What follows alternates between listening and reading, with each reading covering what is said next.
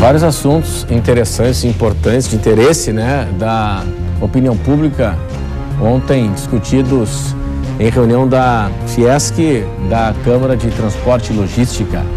Bom, nós já falamos aqui da situação das rodovias estaduais, difícil, né, uma buraqueira sem fim, na região do Contestado e Vale do Rio do Peixe. E, bom, presidente, ontem se falou a respeito da manutenção das duas pontes, aqui, Colombo Salles e Pedro Ivo Campos. Bom, o Ministério Público já interveio tempo atrás, exigindo, né, que o Estado fizesse a manutenção. E, bom, agora está dando rolo aí na contratação via pregão eletrônico, é isso? Exatamente. É uma obra de arte, uma obra extremamente importante aqui para o acesso à ilha de Santa Catarina. E as pontes precisam de manutenção, como uma rodovia, a ponte também precisa de manutenção. E essa manutenção já devia ter sido executada há muito tempo. Então, preocupados com isso, nós já realizamos há cerca de 2 anos atrás uma reunião junto com os responsáveis pela ponte, cobrando um projeto de manutenção. Na oportunidade foi prometido que o Estado estaria contratando um projeto de manutenção. Esse projeto está concluído e agora se partiu então para um pregão eletrônico, coisa que o Tribunal de Contas do Estado está contestando, mas deve ser logo resolvido, porque a obra precisa ser iniciada imediatamente. Logicamente que não há risco de colapso das pontes, né? Mas como o engenheiro Sapurito colocou, cada vez mais que se postergar essa manutenção preventiva e já corretiva em alguns pontos, ela trará um prejuízo muito maior para a efetiva correção mais tarde. Então, isso é urgente que se se resolva essa questão nas pontes Pedro Ivo e na ponte de Colombo Salles. É interessante, acabei de receber aqui um e-mail do próprio Tribunal de Contas, da assessoria do Tribunal de Contas, dizendo o seguinte: o Tribunal de Contas do Estado está analisando possíveis irregularidades no pregão presencial para a contratação de serviços de supervisão, controle e subsídios à fiscalização da execução e da manutenção das pontes Colombo Salles e Pedro Ivo. Diferentemente do que vem sendo divulgado pela imprensa, o TSE não fez questionamentos quanto à contratação da empresa que vai executar as obras de recuperação. Os apontamentos do órgão de controle externo, por meio de despacho singular do relator, o conselheiro César Filomeno Fontes, se referem exclusivamente à contratação dos serviços de supervisão. Tal atividade será realizada por terceiro, pessoa física ou jurídica, que terá a função de assistir à fiscalização do contrato de recuperação, de subsidiar e tal. Então ele aqui diz ainda o seguinte, que a decisão determinou o Departamento de Infraestrutura a sustentação cautelar do edital, apenas isto, porque, de acordo com a análise da Diretoria de Controle de Licitações, a adoção da modalidade licitatória pregão presencial fere a lei federal e o decreto federal tal, além de afrontar princípios constitucionais, enfim. Muda alguma coisa? Bom, não é a empresa contratada, enfim, a empresa que vai fazer a supervisão, a fiscalização da obra. Bom, isso aí eu imagino que administrativamente dá para resolver. É uma coisa muito mais fácil de resolver, né? Eu acho que sim, né? Sim. Geralmente isso daí é até uma curiosidade que chama a atenção da gente, que toda obra que é feita tem a empresa executora da obra e tem uma empresa que é supervisora. E o Estado, como é que funcionaria nesse paralelo? Porque ele também teria que supervisionar e fiscalizar. Então ele contrata a supervisão e a fiscalização. Essa é uma dúvida que nós temos e a gente até pretende sanar isso, porque é curioso que ele sempre outorgue essa supervisão para terceiros, né? Doutor, é porque foi desmantelado uma estrutura e nós conversávamos ali nos bastidores que era uma boa estrutura, que era o DEINFRA, né? O DEINFRA tinha capacidade para isso. Mas DR, né? DR. Mas ao longo dos anos ele foi desmantelado. Então hoje é uma estrutura mais administrativa, então a fiscalização tem que ser licitada para que haja uma fiscalização da supervisão da obra, entendeu? E hoje, engenheiro, nós sabemos aí qual é a situação das pontes Pedro Ivo e Colombo Salles? Há risco? Ontem, na reunião da Federação das Indústrias, o engenheiro Venceslau, do DEINFRA, ele fez uma explanação muito rica, inclusive, sobre as 3 pontes, né?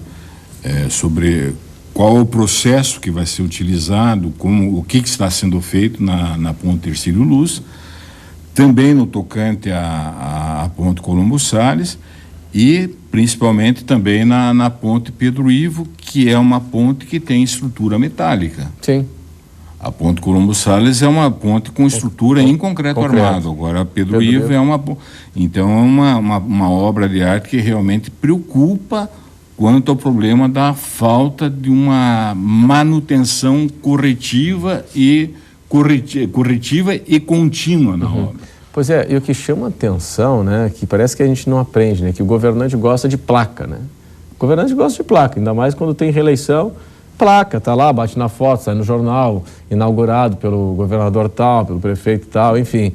Só que nós insistimos em não fazer trabalhos de manutenção. E quanto mais tempo passa, né, engenheiro, para fazer manutenção, mais caro fica depois para restaurar. Que o engenheiro Mário acabou de colocar. Mas eu acho que Deus é catarinense, dizem que Deus é brasileiro, eu acho que Deus é catarinense também, porque, voltando agora para a ponte Hercílio Luz... Não derrubou ainda, por isso?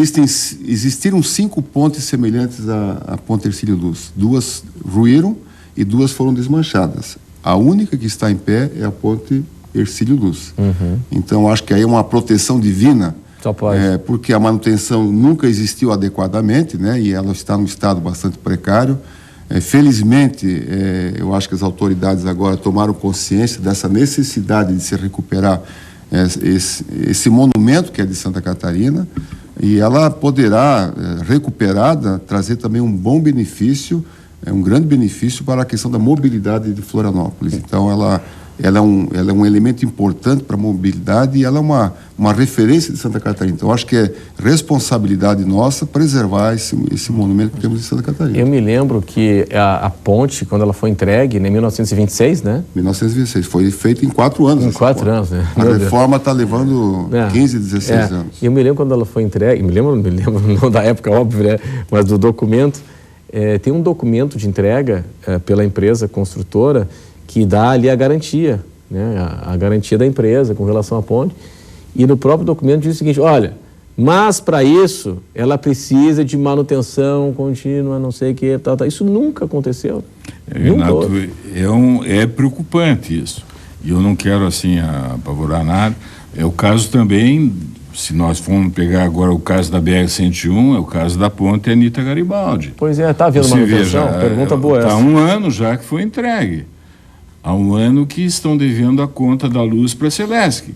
Se está ocorrendo isso com a conta de luz, imagine como é que é a manutenção de uma ponte daquela. É verdade. Então, esses problemas, eu sei que não dá placa, não dá voto, mas é obrigatório. Mas é claro, a segurança. Mas Renato, também, ontem na reunião da Câmara, eu perguntei para o engenheiro Venceslau exatamente nesse sentido da questão das desapropriações, né, que é um calo no pé.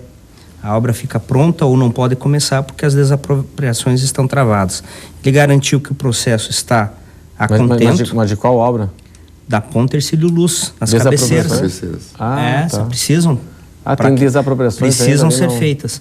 Existe do Continental, existem algumas famílias que vão precisar ser alocadas, porque elas estão ali em terrenos de posse.